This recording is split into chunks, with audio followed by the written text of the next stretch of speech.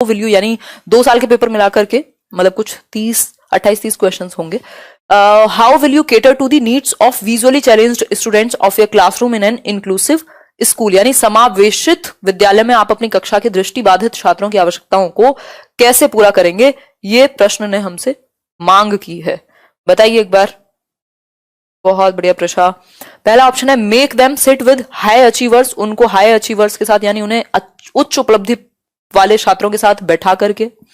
Use alternate teaching learning methods and resources, शिक्षण अधिगम की वैकल्पिक प्रणालियों और साधनों का प्रयोग करके. Send them to special educator, उन्हें विशेष शिक्षक के पास भेजकर. Provide them extra time for practice, यानी कि उन्हें अभ्यास के लिए अतिरिक्त समय देकर. बताइए एक बार क्या चीज सही होगी.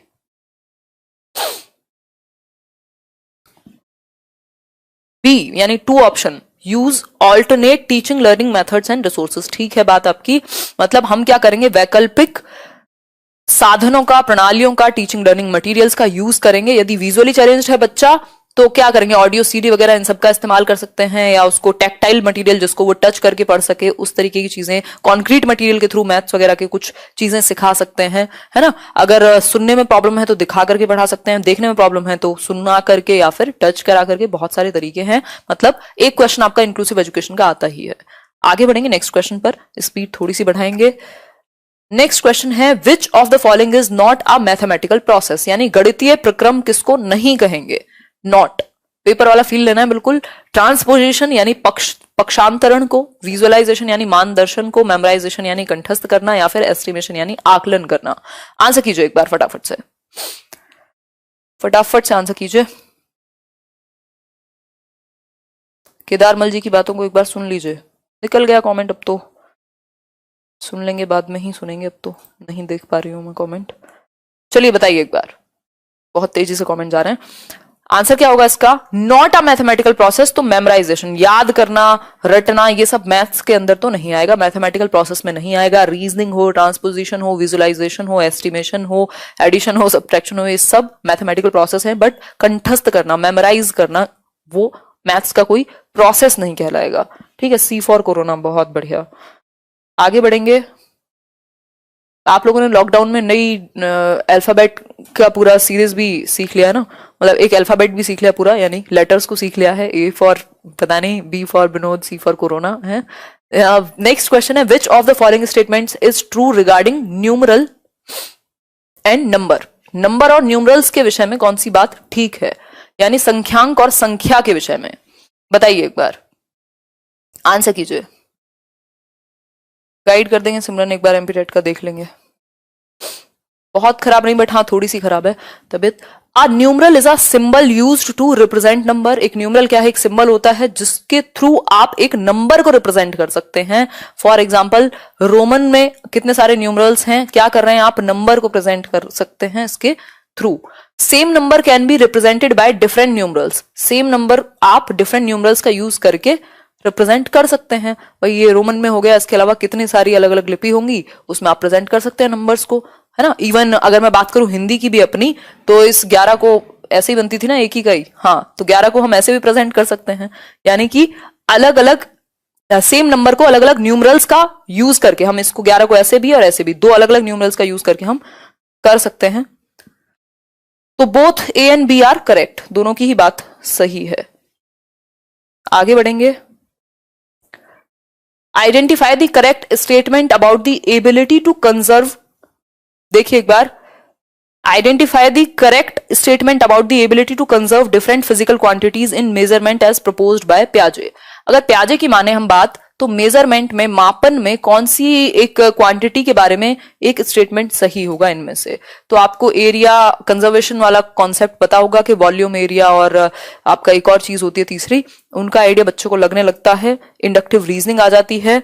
बताइए एक बार, प्याजे के प्रस्ताव के अनुसार माप में विभिन्न भौतिक राशियों के संरक्षण की योग्यता के विषय में सही कथन को पहचानना है हमें. तो conservation of weight is grasped before conservation of volume, या फिर conservation of volume is grasped before conservation of mass, conservation of weight is grasped before conservation of number, या फिर conservation of length is grasped before conservation of number. बताइए एक बार.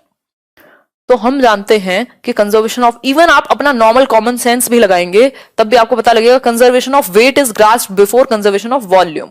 Volume जानने के लिए तो बच्चे को थोड़ा सा और आगे की बात है, उससे पहले वेट का कॉन्सेप्ट तो बहुत जल्दी डेवलप हो जाता है बच्चे में, अगर आप देखेंगे तो, यानी उसको हल्का और भारी तो पता ही होता है ना, तो वॉल्यूम का कॉन्सेप्ट बाद में आएगा, वेट का पहले, इसलिए ऑप्शन ए होगा।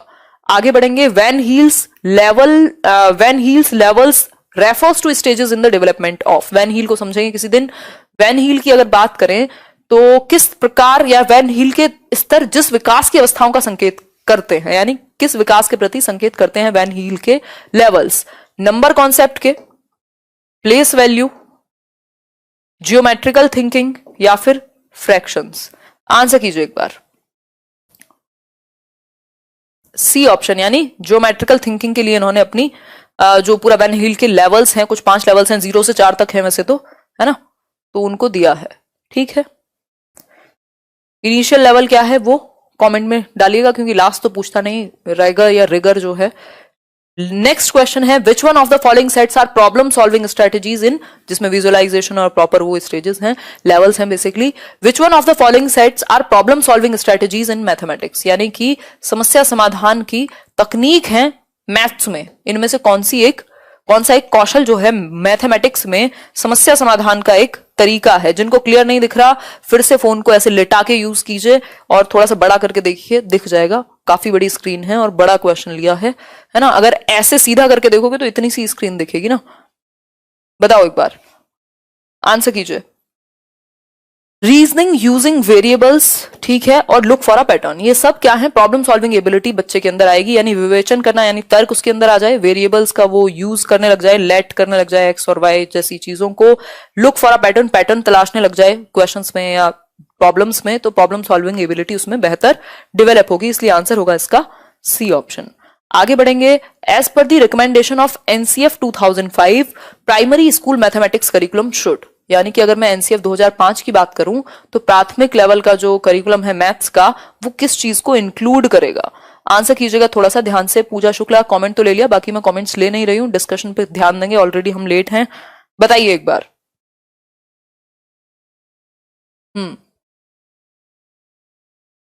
अच्छा,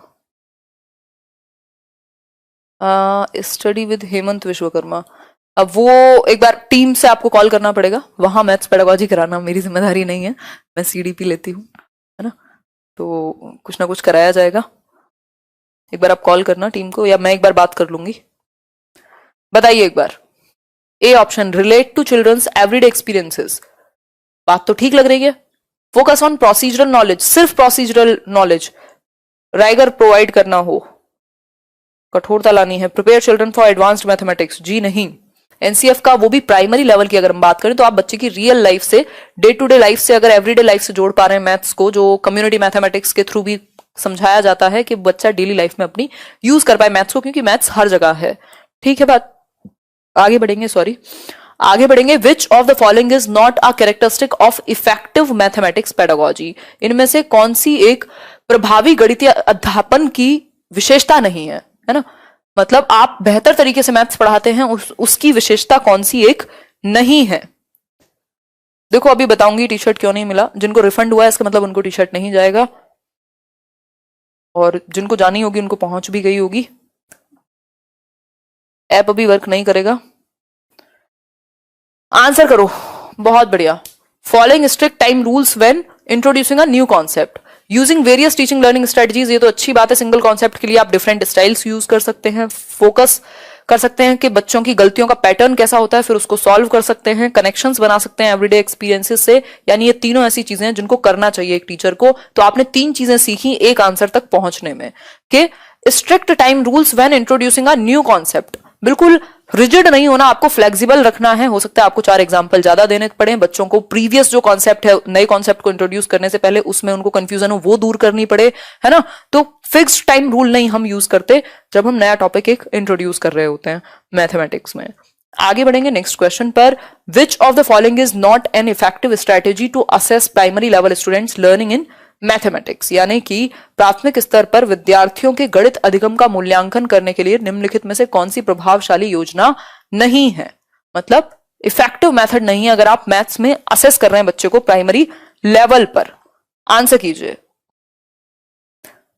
टेस्ट सीरीज अभी नहीं मिलेगी, सबको रिफंड हो गया होगा टेस्ट सीरीज वाला, ऐप को बंद किया गया है कुछ रीजंस के कारण, तो सबको रिफंड हो जाएगा, या जिनको टी शर्ट पहुंचनी थी उनको पहुंच भी गई होगी, है ना, तो उसके लिए क्षमा चाहते हैं भाई। बताइए एक बार। Mention my name but I am a big fan of you. अच्छा, you never mention. Qazi Noor, okay. Answer कीजिए एक बार। Designing the task to differentiate between rote memorisation and conceptual understanding. ये तो अच्छी बात है, इससे क्या होगा, बच्चे को आपको पता लगेगा, असेस कर पाएंगे आपके इन दोनों के बीच में वो डिफरेंस कर पाता है कि नहीं, रोट मेमोराइजेशन और conceptual understanding. Analysing children's errors to understand their reasoning, ये बात भी सही है। Designing task which elicit more than one level of response, ठीक है।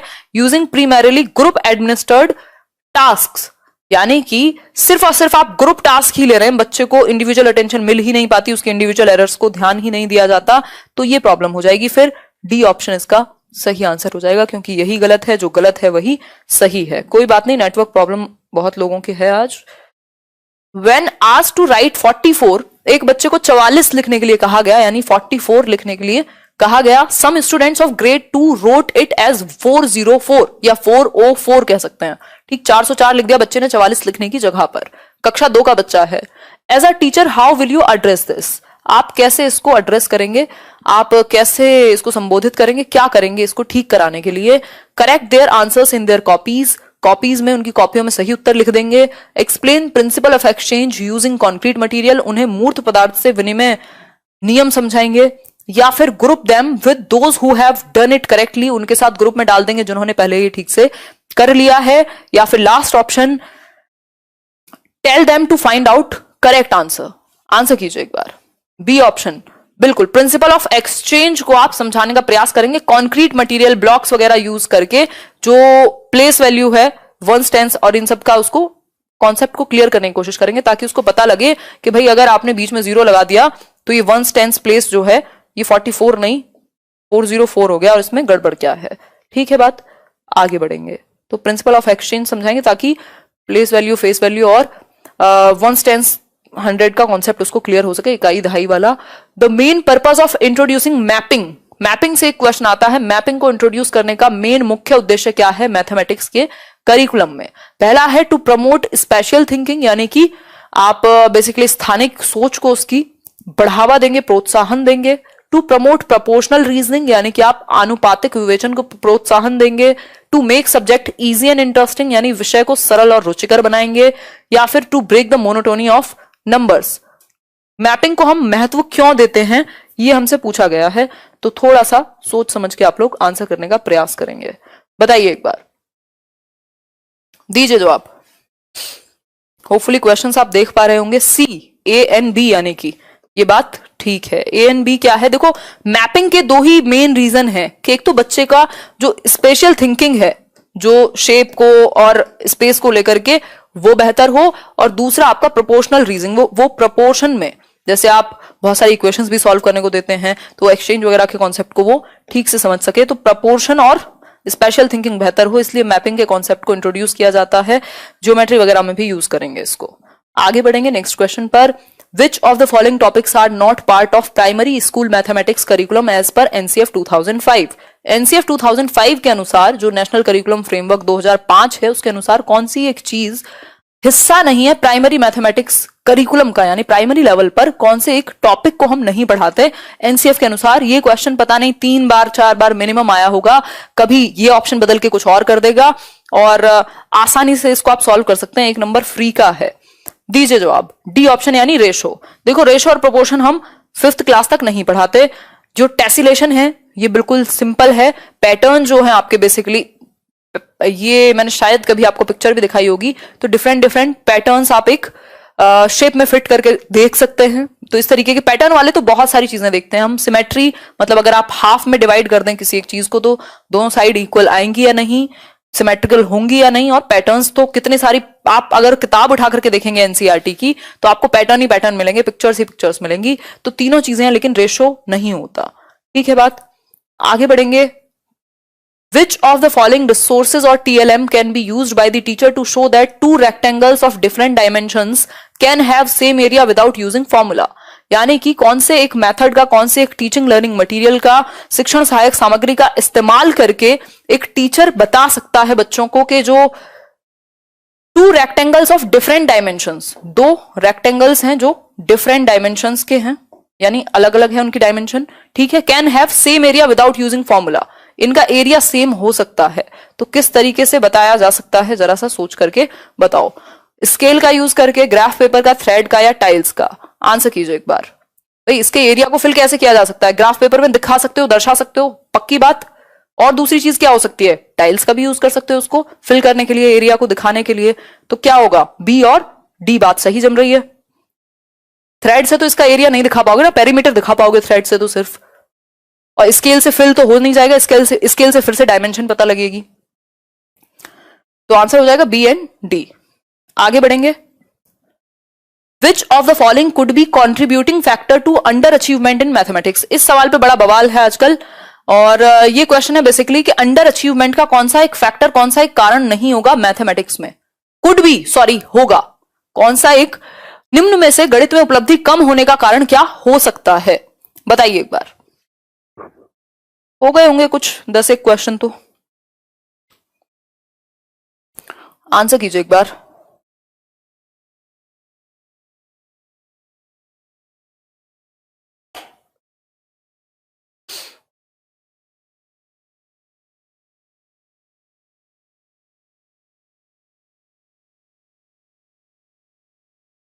पैंतालीस का सी कह रहे हैं। देखो इसका जो आंसर है, मिक्स्ड आंसर्स आ रहे हैं। देखो एक बार, which of the following could be contributing factor to underachievement in mathematics? अब जितने भी लोग डी दे रहे हैं इसका आंसर, इनेट एबिलिटी जैसा कुछ नहीं होता। अगर अभी हम आगे चल के एक और क्वेश्चन देखेंगे, प्रैक्टिस करेंगे, उससे आपके दिमाग में चीज क्लियर हो जाएगी कि इसका जो सही आंसर बनेगा वो सोशियो कल्चरल बैकग्राउंड बनेगा। वैसे हम कभी भी सोशियो कल्चरल बैकग्राउंड को हाईलाइट नहीं करते, बट इस केस में करते हैं। ऑफिशियल आंसर की भी करती है, और ये 2 बार क्वेश्चन आया हुआ है घुमा फिरा करके, दोनों बार में सेम चीज को कंसिडर किया गया है। तो पंगे ना ले, है ना, पंगे लेंगे तो प्रॉब्लम हो सकती है। और अगर मैं बात करूं, जेंडर कभी भी इसका वो नहीं होता, नेचर ऑफ मैथमेटिक्स नहीं होता। सोशियो कल्चरल, अगर नेचर में ही प्रॉब्लम होती तो फिर तो हर बच्चे के लिए प्रॉब्लम होती। सोशियो कल्चरल बैकग्राउंड का यहाँ पे उन्होंने इस तरीके से शायद जोड़ा हुआ है, जितना मुझे समझ आता है, कि 2 बैकग्राउंड के बच्चे हैं। एक बच्चा है जिसको कैलकुलेशन की या मैथमेटिक्स को रियल लाइफ में इंप्लीमेंट करने का ज्यादा अवसर मिला है, एक बच्चा है जिसको इस तरीके का कभी कोई अवसर मिला ही नहीं, वो दूर है इन सब चीजों से। तो ऑब्वियस है कि दोनों की कैलकुलेशन में या मैथमेटिक्स को सीखने की क्षमता में क्या होगा, अंतर हो जाएगा। तो इसलिए सोशियो कल्चरल बैकग्राउंड यहां अंडर अचीवमेंट का एक कारण हो सकता है कि बच्चों को अपॉर्चुनिटीज ही उस तरीके की ना मिली हो। इसलिए जो आंसर है इसका, सचिन सिंह नाम ले लिया, इसका यही होगा, सोशियो कल्चरल बैकग्राउंड। एक और क्वेश्चन आएगा इस तरीके का, लास्ट में है, आई थिंक वो सेकंड लास्ट क्वेश्चन है, उसको मैं डिस्कस करूंगी क्योंकि मैं स्क्रीनशॉट ले रही थी तो मुझे याद है। Which of the following is the most appropriate strategy to explain that 1/4 is less than 1/3? भाई 1/3 जो है वो बड़ा है 1/4 से, इस बात को हम कैसे दर्शा सकते हैं? बताइए। LCM method, paper strips, dice block, या फिर नंबर चार्ट, किस चीज का इस्तेमाल करके बता सकते हैं? शॉप वाला एग्जाम्पल सेट है यहाँ पर। हाँ ऋषभ, मैंने शायद डिस्कस भी किया होगा। एक बच्चा है जो अपने पापा की शॉप पे बैठता है, अब उसकी जो मैथमेटिक्स की या कैलकुलेशन की जो पावर होगी, एक बच्चा जिसने कभी, उसको कोई उस तरीके का एनवायरमेंट ही नहीं मिला। अब यहाँ पे मतलब शॉप से ही नहीं है, बहुत तरह की अपॉर्चुनिटीज से है, ठीक है। आंसर होगा using paper strips. Using paper strips, कागज की पट्टियों का इस्तेमाल करके आप उनको ब्लॉक्स में दिखा सकते हो कि भाई ये जो 3 है, एक सेकेंड, होपफुली समझ में तो आ ही गया होगा आपको कि 1/3 क्या है, बड़ा है 1/4 से, ठीक है। 1/3 क्या है, बड़ा है 1/4 से, क्योंकि आप सेम में अगर 4 तो ऑब्वियसली छोटा हो गया, तो 1/3 इज ग्रेटर देन 1/4। तो ये चीज आप पेपर स्ट्रिप का, पेपर स्ट्रिप होती ना पतली सी, उसका यूज करके बता सकते हो। आगे बढ़ेंगे नेक्स्ट क्वेश्चन पर। Which of the following is the most important aspect of making lesson plan while teaching mathematics to primary school children? यानी कि आप प्राथमिक स्तर के बच्चों को मैथमेटिक्स पढ़ा रहे हैं, तो कौन सी एक चीज का आप लेसन प्लान बनाते समय, जो पाठ योजना है उसको बनाते समय ध्यान रखेंगे? पहला ऑप्शन है, अभिषेक रंजन बहुत बढ़िया, कोई क्वेश्चन नहीं पूछा आपने, following the sequence of text book, presenting mathematical concepts in structured manner, providing opportunities to students to allow construction of concepts, या फिर writing activities and questions for reference। Answer कीजिए एक बार कि इनमें से कौन सा एक चीज का, कौन से एक एलिमेंट का, कौन से एक ऑप्शन का आप ध्यान रखेंगे जब आप लेसन प्लान बना रहे हैं प्राइमरी स्कूल के बच्चों के लिए। बताइए एक बार। हम हमेशा लेसन प्लान बनाते हुए एक चीज का ध्यान रखेंगे, स्पेशली प्राइमरी का बच्चा है या इन जनरल भी, अगर कंस्ट्रक्टिविज्म आपको कहीं दिख जाए, कंस्ट्रक्टिविज्म यानी रचनावाद, तो सबसे बेहतर आंसर हो जाएगा बच्चों को अपॉर्चुनिटीज प्रोवाइड करें कि वो कंस्ट्रक्शन कर पाए कॉन्सेप्ट्स की, उसको समझ में आए, कोई चीज है तो वो कोई फॉर्मूला भी है तो वो उसका इंप्लीमेंटेशन क्या है वो कंस्ट्रक्ट कर पाए, उससे कॉन्सेप्ट को समझ पाए रचनात्मक तरीके से। आंसर क्या होगा? C option. इसमें सीक्वेंस, सिर्फ सीक्वेंस फॉलो करना, सिर्फ स्ट्रक्चर्ड मैनर में बता देना, रटा देना या क्वेश्चंस के लिए ही एक्टिविटी देना सिर्फ उतना बेहतर नहीं होगा जितना ऑप्शन सी बेहतर होगा प्लानिंग के लिए। आगे बढ़ेंगे। Which of the following can not be considered a feature of a constructivist mathematics classroom, यानी कि रचनावादी गणित की जो एक क्लास है जो कंस्ट्रक्टिविज्म को फॉलो करती है, पियाजे को फॉलो करती है, वाइगॉस्की को फॉलो करती है, जेरोम ब्रूनर को फॉलो करती है। यानी कंस्ट्रक्टिविज्म क्या कहता है कि बच्चा एक्टिविटी करके अपने ज्ञान का निर्माण स्वयं कर सकता है यदि उसको एक्टिविटीज करने का अपॉर्चुनिटीज दी जाए, उसको एक्टिविटी करने दी जाए, उसको प्रॉब्लम सॉल्विंग की एबिलिटीज दी जाए, यानी कि उसको इंक्वायरी करने दिया जाए, तो वो नॉलेज को कंस्ट्रक्ट कर सकता है। कौन सी एक बात कंस्ट्रक्टिविज्म के अगेंस्ट है? नॉट पूछा है, ध्यान से आंसर कीजिएगा नहीं तो गलतियां भरपूर हो जाएंगी। बताइए एक बार। अभी नहीं मिलेगी आयशा टी शर्ट, आगे अगर होता है अमेजोन का प्लान तो मैं बताऊंगी, अभी के लिए उसको रोक दिया गया है। बताइए एक बार। Which of the following cannot be considered a feature of a constructivist mathematics classroom? The role of language and dialogue in learning mathematics is given due attention.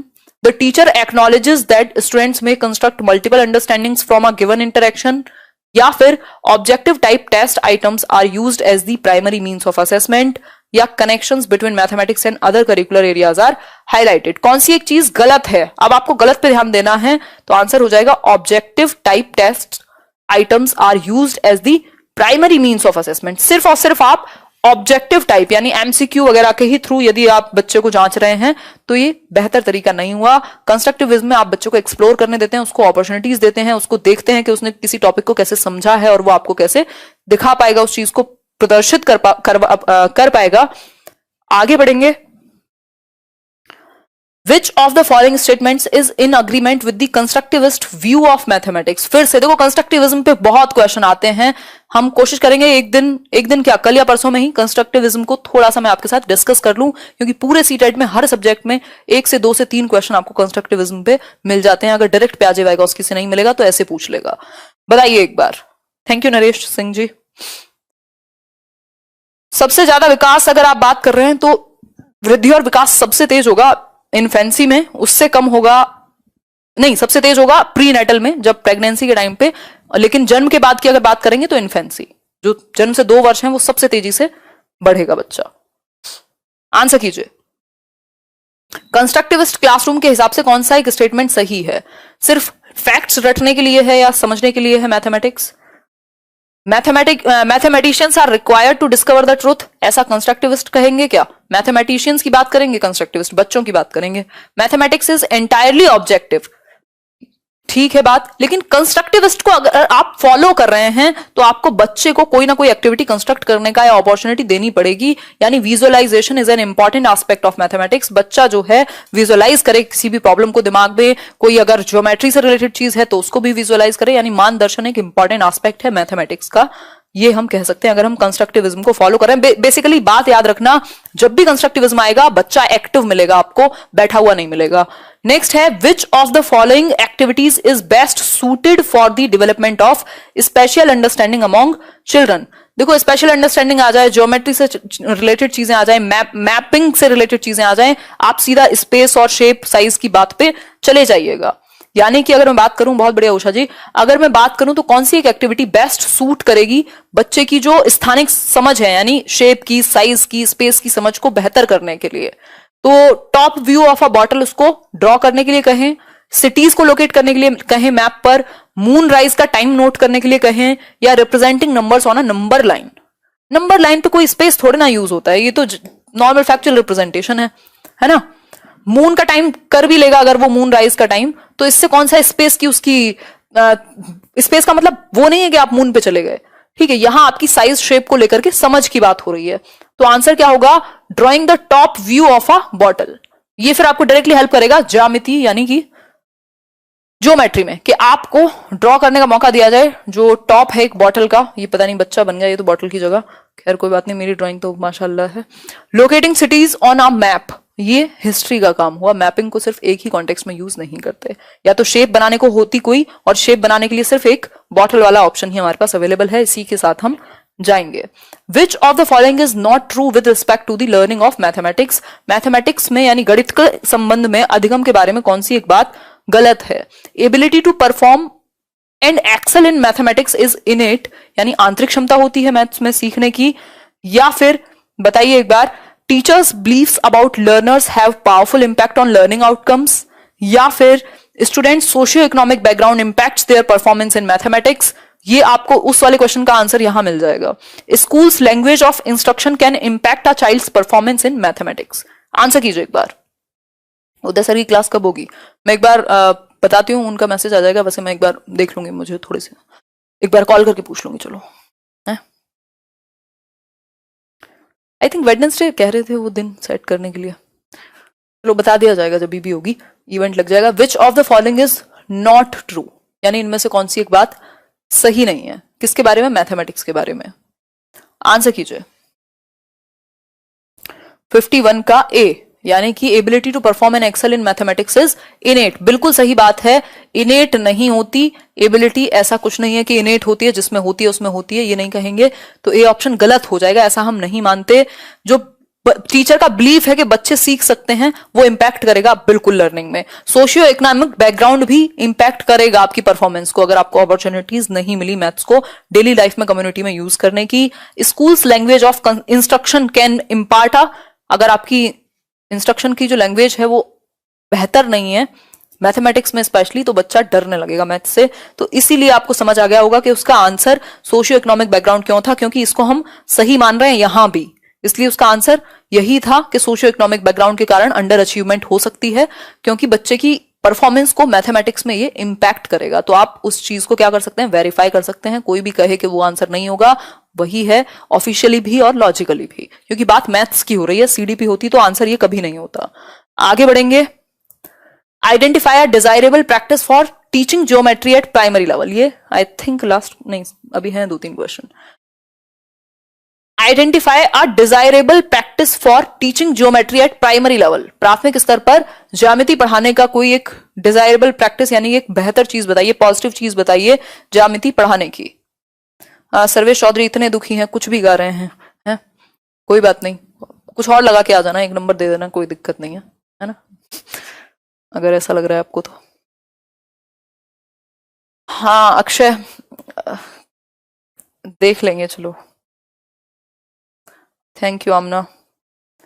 यार मैं ये सब थोड़ा पॉलिटिक्स से दूर रहती हूँ ये टीचर पॉलिटिक्स मार्केट में चलती रहती है, कोई इधर कोई उधर। तो मेरा काम है सुकून का जीवन जीना, अपना काम करना अपने तरीके से, और जहां हो जिस भी प्लेटफॉर्म पे हो वहां बेस्ट देना, बाकी जिसे जो करना है वो करता रहे, वो उसकी इच्छा। देखिए एक बार, identify a desirable practice for teaching geometry at primary level, यानी ज्योमेट्री को प्राइमरी लेवल पर पढ़ाने का बेहतर तरीका, डिजायरेबल तरीका कौन सा होगा, बताइए एक बार। देखिए एक बार, children should be give ample opportunity to intuitive understanding. बिल्कुल सही बात है। स्पेस को लेकर देखो, ज्योमेट्री और स्पेस को या स्पेशल थिंकिंग को जोड़ लेना साथ में, तो जब आप उसकी इंट्यूटिव, जो उसके अंदर से एक इंट्यूशन आती है किस चीज को लेकर, स्पेस की शेप्स को लेकर के और बाकी चीजों को लेकर के, तो आप उसको मौका देंगे उस तरीके से ड्रॉ करने में और सीखने में ज्योमेट्री के कॉन्सेप्ट्स को। आगे बढ़ते हैं। विच of the following is an indicator of mathematical reasoning, यानी कि गणितीय तर्कणा का सूचक है, बताइए एक बार। आंसर कीजिए। जूम कर दीजिए। नहीं जूम तो नहीं करेंगे, क्योंकि इससे ज्यादा जूम करेंगे तो फिर हिंदी और इंग्लिश नहीं दिख पाएगा आपको, शायद लो कर देते हैं। देखिए एक बार, इंडिकेटर कौन सा मैथमेटिकल रीजनिंग का है। रिकॉल करना तो रीजनिंग नहीं होती, कैलकुलेट करना ये मैकेनिकल हो जाएगा। डेफिनेशंस, जस्टिफिकेशन, आप कोई रीजन प्रोवाइड कर पाए, आप किसी चीज में जस्टिफाई कर पाए किसी मैथमेटिकल प्रोसीजर को, इसको हम रीजनिंग से जोड़ देंगे। तो आंसर हो जाएगा बी ऑप्शन।